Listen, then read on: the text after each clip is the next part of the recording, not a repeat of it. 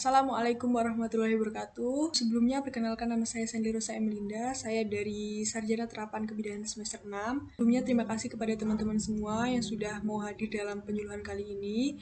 Nah, di sini saya akan mengambil materi tentang korupsi di lingkup mahasiswa. Nah, kenapa saya mengambil korupsi di lingkup mahasiswa? Karena menurut saya, selama ini kita kurang menyadari bahwa banyak dari apa yang kita lakukan adalah termasuk korupsi, misalnya mencontek. Itu banyak sekali yang dilakukan para pelajar atau para mahasiswa.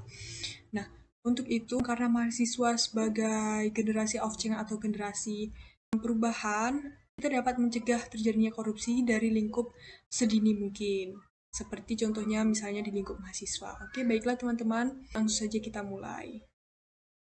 Nah, jadi yang pertama, saya akan menjelaskan tentang apa sih pengertian korupsi. Jadi, korupsi itu berarti sesuatu yang busuk, jahat, dan merusakkan. Itu menurut Dikti 2011 dalam pasal Undang-Undang Nomor 31 Tahun 1999 tentang pemberantasan tindak pidana korupsi. Nah, ternyata di sini juga korupsi sudah diatur dalam peraturan perundang-undangan. Jadi, yaitu adalah dikategorikan sebagai tindakan setiap orang dengan tujuan menguntungkan diri sendiri atau orang lain atau suatu korporasi yang menyalahgunakan wewenang, kesempatan, atau sarana yang ada padanya karena jabatan atau kedudukan yang dapat merugikan keuangan atau perekonomian negara.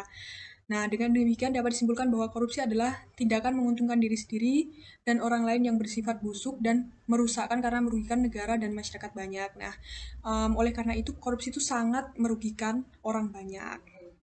Nah, selanjutnya, ini dia, ada faktor umum penyebab korupsi. Apa aja sih faktor umum penyebab korupsi? Jadi yang pertama ada ini, ada keserakahan.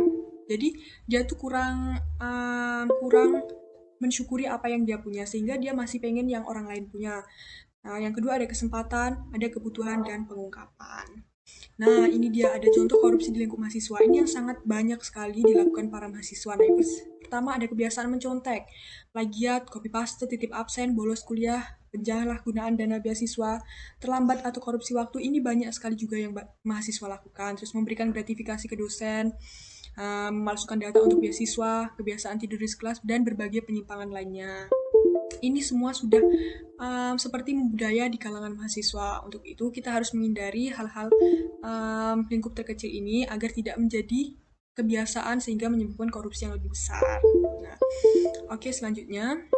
Nah, ini dia bagaimana sih pencegahan korupsi. Nah, pencegahan korupsi itu bisa dilakukan dengan menanamkan nilai-nilai anti korupsi pada semua individu. Nah, pada semua mahasiswa juga, mahasiswa pelajar, dan semua orang.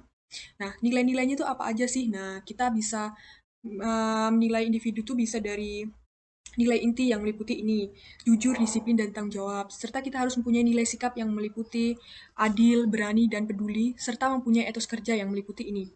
Ada kerja keras, sederhana, dan mandiri. Nah, itu dia nilai-nilai yang harus kita punya agar kita bisa terhindar dari kegiatan korupsi.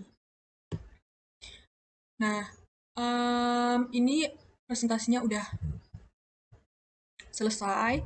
Nah, kita bisa mulai dari yang ingin bertanya, silakan dipersilakan untuk bertanya apabila ingin bertanya. Oke, ini udah ada pertanyaan dari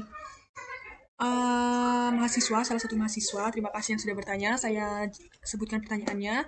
Sebelumnya, perkenalkan nama saya Rohana, mahasiswa kebidanan tingkat 1. Izin bertanya, apa saja kerugian apabila kita korupsi di lingkup mahasiswa? Ya, bagus sekali pertanyaannya.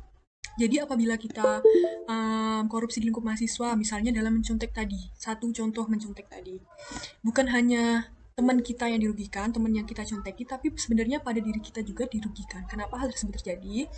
Kenapa hal tersebut merasa dirugikan? Karena apabila kita mencontek ke orang lain, memang benar misalnya hasil kita lebih baik apabila kita tidak mencontek, tetapi kita tidak akan paham tentang materi tersebut. Kita tidak akan pernah mengerti tentang materi tersebut apabila kita tidak belajar. Misalnya, kita memang bisa lulus. Misalnya dalam pengerjaan skripsi, kita memang melakukan plagiat. Kita bisa lulus dengan plagiat tadi, tetapi nanti pada dunia pekerjaan kita akan kesulitan.